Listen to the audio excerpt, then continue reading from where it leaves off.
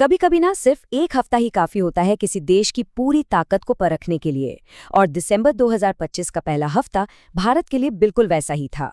सोचिए, एक तरफ देश की संसद में जबरदस्त हंगामा मचा हुआ है, तो दूसरी तरफ एक ग्लोबल सुपर पावर के साथ हाई लेवल मीटिंग्स चल रही हैं।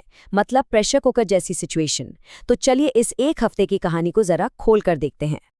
तो देखिए, ये टाइमलाइन दिखाती है कि कैसे एक ही वक्त में 4 बिल्कुल अलग अलग मोर्चों पर एक्शन हो रहा था। संसद में सियासी तूफान, रूस के साथ डिप्लोमेसी का बड़ा दाव, एविएशन सेक्टर में अचानक आया संकट और देश की इकोनॉमी पर जोरदार बहसें। ये सब कुछ एक ही साथ पैरेलल चल रहा था। वाकई में कमाल का हफ्ता था। चलिए सबसे पहले कहानी के पहले मोर्चे पर चलते हैं, यानी देश के अंदर क्या हो रहा था। बात करते हैं घरेलू राजनीति और पॉलिसी की। तो हुआ ये कि संसद का विंटर सेशन शुरू होते ही समझ लीजिए हंगामे की भेंट चढ़ गया। पहले ही दिन से विपक्ष ने इतना जोरदार विरोध किया कि लोकसभा की कार्रवाई को बार बार रोकना पड़ा और माहौल जाहिर है काफी गर्म हो गया। और यहाँ ना 2 अलग अलग नैरेटिव एक साथ चल रहे थे। एक तरफ सरकार थी जो अपनी बात रख रही थी, वो देश की लोकतांत्रिक परंपराओं, इकोनॉमिक ग्रोथ और सिक्योरिटी को मजबूत करने पर जोर दे रही थी। और वहीं दूसरी तरफ उसे विपक्ष के कड़े विरोध का सामना करना पड़ रहा था।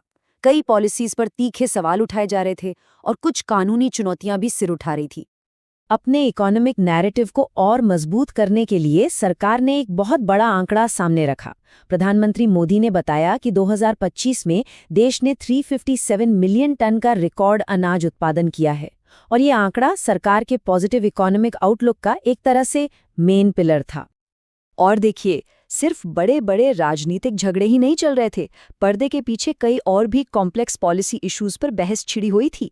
जैसे कि संचार साथी ऐप को जो मैंडेटरी किया गया था उस आदेश को वापस लेना, या फिर डीप फेक्स को रेगुलेट करने के लिए नए नियम बनाना।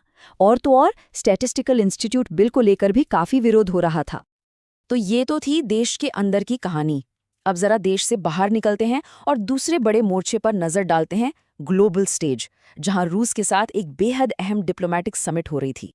तारीख थी 4 दिसंबर। रूसी राष्ट्रपति व्लादिमीर पुतिन 23वें इंडिया रशिया एनुअल समिट के लिए नई दिल्ली पहुंचे। ये कोई नई बात नहीं है, बल्कि एक पुरानी परंपरा है जो दोनों देशों के बीच गहरे रिश्तों को दिखाती है। और इस मीटिंग का एजेंडा आप कह सकते हैं काफी बड़ा था। इसमें क्या क्या नहीं था।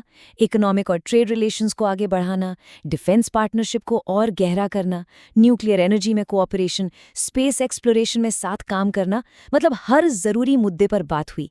इससे पता चलता है कि दोनों देशों के बीच स्ट्रेटेजिक पार्टनरशिप कितनी गहरी और कितनी फैली हुई है।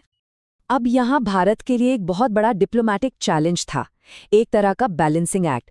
एक तरफ तो वो मॉस्को के साथ अपने स्ट्रैटेजिक रिश्तों को और मजबूत कर रहा था, लेकिन साथ ही दूसरी तरफ वो यूक्रेन कॉन्फ्लिक्ट को बातचीत के जरिए और शांति से सुलझाने की भी बात कर रहा था। तो एक तरफ पॉलिटिक्स, दूसरी तरफ डिप्लोमेसी। और जब ये सब चल ही रहा था, तभी अचानक आसमान में एक बिल्कुल अलग ही संकट खड़ा हो गया।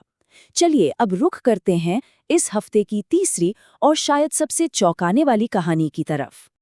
ये संकट ना बिल्कुल जंगल की आग की तरह फैला।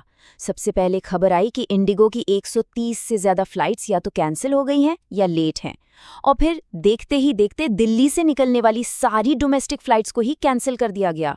मामला इतना गंभीर हो गया कि डीजीसीए को फौरन एक इन्वेस्टिगेशन शुरू करनी पड़ी। और जो एक कॉर्पोरेट प्रॉब्लम थी वो बहुत जल्दी एक बड़ा पॉलिटिकल मुद्दा बन गई। जाहिर है विपक्ष ने इस मौके को हाथ से जाने नहीं दिया। उन्होंने फौरन इस पूरे संकट को सरकार की इकोनॉमिक पॉलिसीज की नाकामी से जोड़ दिया, जैसा कि राहुल गांधी के इस बयान से साफ पता चलता है। उनका मानना था कि ये जो फियास्को हुआ है वो सरकार की मोनोपोली यानी एकाधिकार को बढ़ावा देने वाली नीतियों का ही नतीजा है। तो घरेलू politics, international diplomacy, corporate crisis, इन सब घटनाओं को एक साथ रखकर देखें तो क्या तस्वीर बनती है। चलिए इस हफ्ते के आखिर में क्या हासिल हुआ उस पर एक नजर डालते हैं। तो इस पूरे हफ्ते का निचोड़ कुछ ऐसा है। डिप्लोमेसी के मोर्चे पर रूस के साथ स्ट्रैटेजिक और इकोनॉमिक रिश्ते और पक्के हुए। कॉर्पोरेट फ्रंट पर एक बड़ा एविएशन क्राइसिस हुआ, जिसके बाद डीजीसीआई की जांच बैठ गई। पॉलिटिक्स में संसद का गतिरोध और सरकार विपक्ष के बीच का टकराव और तेज हो गया। और इकोनॉमी की बात करें तो रिकॉर्ड ग्रोथ के दावों के बीच पॉलिसीज पर बहस चलती रही।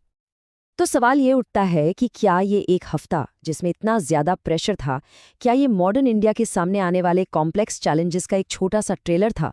क्या ये एक उभरती हुई सुपर पावर के लिए एक तरह का स्ट्रेस टेस्ट था? ये एक ऐसा सवाल है जो सोचने पर मजबूर करता है ना?